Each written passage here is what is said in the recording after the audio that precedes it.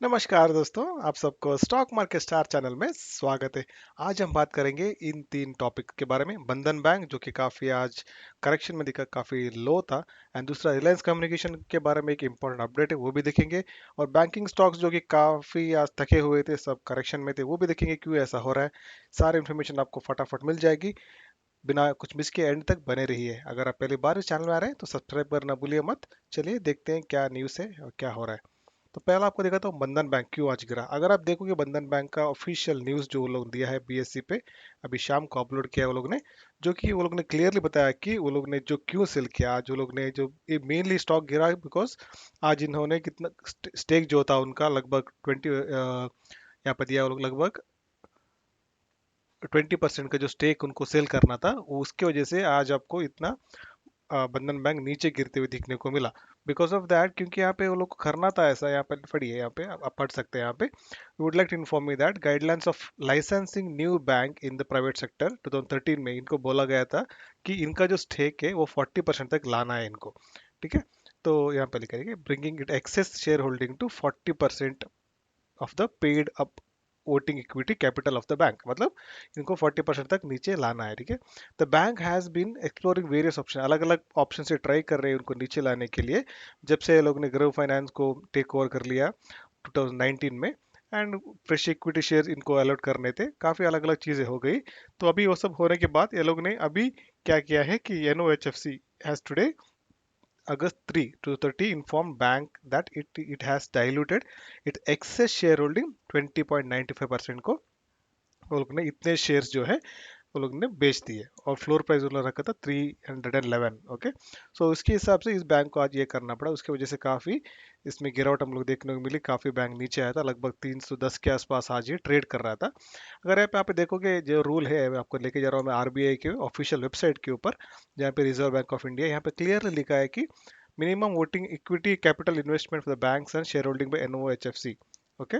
NOFHC यहाँ पे clearly यहाँ पे लिखा है कि NOHFC मतलब non banking financial companies. Okay, sorry, non company, and इधर जो लिखा है non operative financial holding company. Okay, वो इसको NOFHC बोलते हैं। तो यहाँ पे दिया है वो लोग ने the NF shall initially hold minimum of 40% and the voting equity capital of the bank which shall be locked for the period of 5 years। Okay. सो ये चीज़ ये लोग को बोला गया है पहले से ही, तो वो लोग अभी इसको हैंडल कर रहे हैं और उसको 40% का स्टेक रखने के लिए ये लोग ने ऐसा बेच दिया है जो उनका स्टेक था। यहाँ पे बोला in the view of the above dilution all the licensing conditions for the bank are now compiled with. मतलब अभी जो सारे लाइसेंसिंग कंडीशंस जो उसको दिए गए थे वो अभी मीट हो रहे हैं, जो कि आरबीआई की गाइडलाइंस के ऊपर। ठीक है। इसकी वजह से आज आपको काफ़ी बैंक नीचे दिखते हुए, क्योंकि काफ़ी शेयर सेल हुए हैं, इसकी वजह से आपका आप नीचे गिरता है। अगर आपके पास है बैंक है तो पैनिक होने की जरूरत नहीं है। एंड आगे ऊपर जाएगा, अच्छा बैंक है, इनका अलग अलग पोर्टफोलियो भी अलग है। माइक्रो फाइनेंस भी करता है, नॉर्मल बैंकिंग भी करता है। ये भी एक जीवन जैसे यूनिक फाइनेंशियल फाइनेंस मॉडल है इनका भी। ये भी आगे अच्छे से पड़ेगा। अगर अब चाहिए तो अभी भी आप थोड़ा सा क्वांटिटी ले सकते हो। ये भी अपने 52 वीक लो के आसपास ट्रेड कर रहा है। थोड़ा क्वांटिटी चाहिए तो आप ले सकते हो, अगर आपके पास बैंकिंग का स्टॉक्स नहीं है तो। बट बेस्ट बैंकिंग अगर लेना है तो आप HDFC या कोटक महिंद्रा और ICICI बैंक के आसपास जा सकते हो। इसमें भी आपको ट्राई करना है तो बिकॉज ये भी बैंक 600 तक गया था, तो चाहिए तो आप थोड़ा क्वांटिटी इसमें भी लगा सकते हो। सो नेक्स्ट न्यूज़ हम लोग देखेंगे कि बैंकिंग स्टॉक्स क्यों आज तक था। अगर देख रहे हो सारा बैंकिंग स्टॉक्स आज आपको लाल लाल दिख रहे थे, इंक्लूडिंग HDFC बैंक।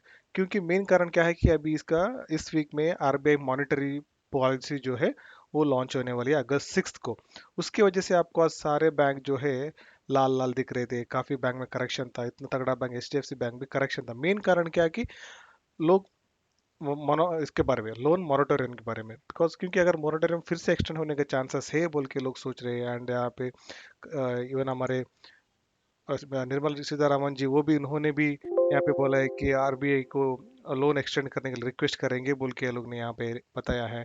सो ऐसे काफ़ी चीज़ें हो रही है बिकॉज ऑफ विच की ऐसा लगता है कि लोन मोरेटोरियम जो है फिर से एक्सटेंड हो सकता है।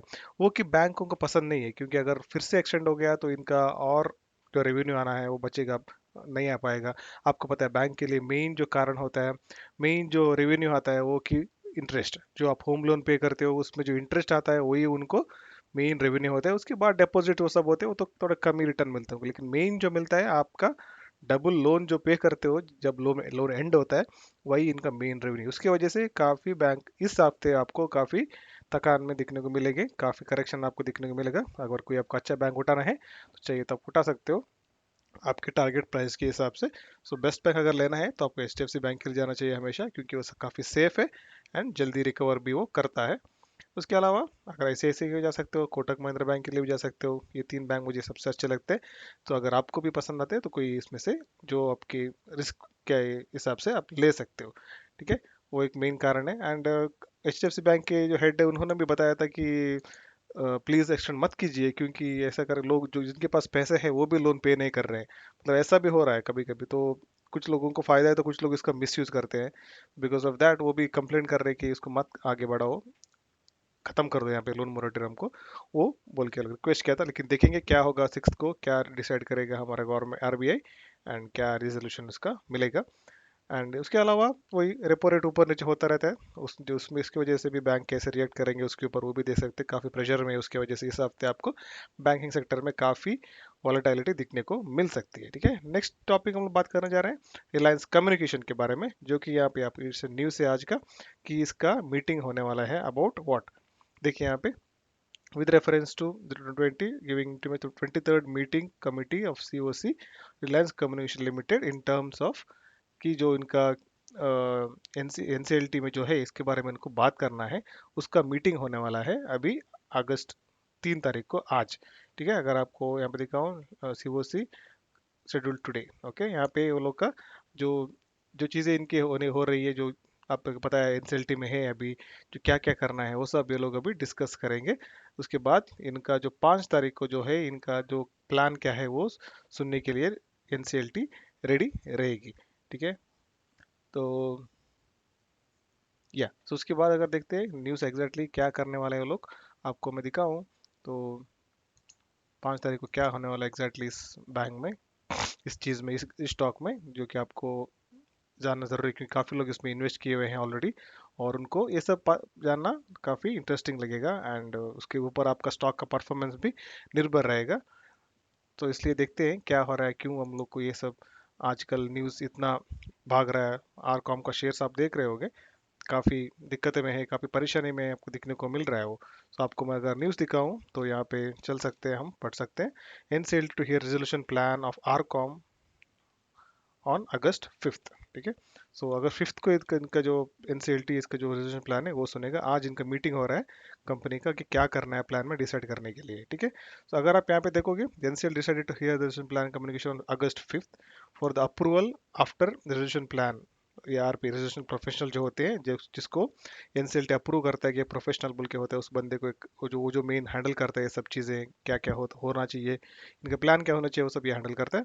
उसके मीटिंग के बाद तो ये लोग प्लान करेंगे कि मेंटेनेंस, बिकॉज उनको मेंटेनेंस कॉस्ट जो पे करने के लिए काफ़ी दिक्कतें फेस करनी पड़ रही है। बिकॉज जब तक एज पर norms maintenance cost to be borne by the company under going insolvency process, जो कंपनी इंसॉल्वेंसी प्रोसेस में जाती है उसको मेंटेनेंस पे करना पड़ता है एज पर द रूल्स, जो कि इनको काफ़ी मुश्किल हो रहा है। ऑलरेडी इतने डेब्ट में है, इतना लोन है, कर्जा इनके ऊपर है, उसके ऊपर मेंटेनेंस भी पे करना होगा, तो मतलब काफ़ी और प्रॉब्लम इनको फेस करना पड़ रहा है। इसकी वजह से ये लोग ने जल्द से इसको मीटिंग करने के लिए, सुनने के लिए इनका रेजोल्यूशन प्लान को रिक्वेस्ट किया एंड एनसीएलटी ने उनका सुन के अभी 5 तारीख को मीटिंग रखा है।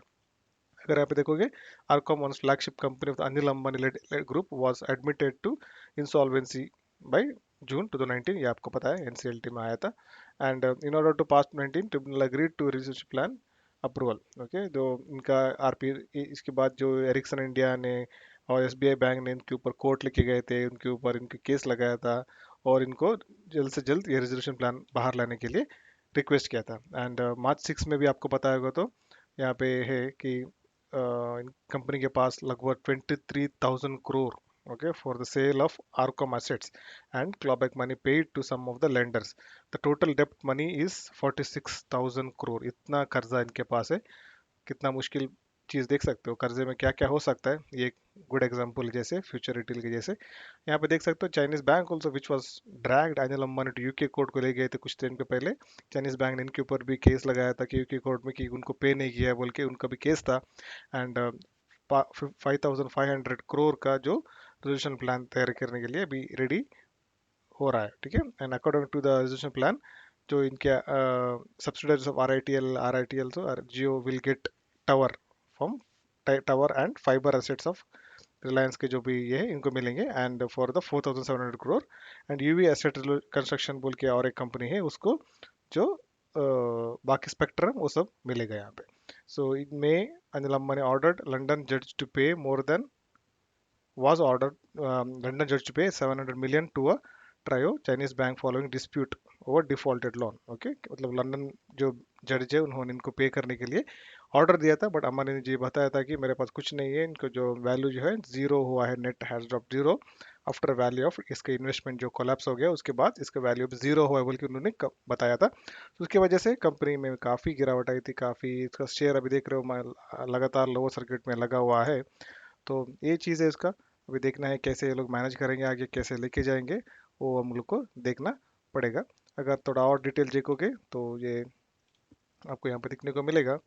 तो इनके जो मेन दो कॉम्पिटिटर्स है नेशनल कंपनी लॉ ट्रिब्यूनल में अभी, UVARCL मतलब UV asset resolution co limited and Reliance Jio Infocomm, ये these two are the main builders, और जो भी रेजोल्यूशन प्लान के अंडर आते हैं अभी, वो क्या प्लान है इनको देखना पड़ेगा। UVRL is set to take over bank corrupt telcos Aircel asset, जो एयरसेल एसेट इसके पास है after it is sold NCLT।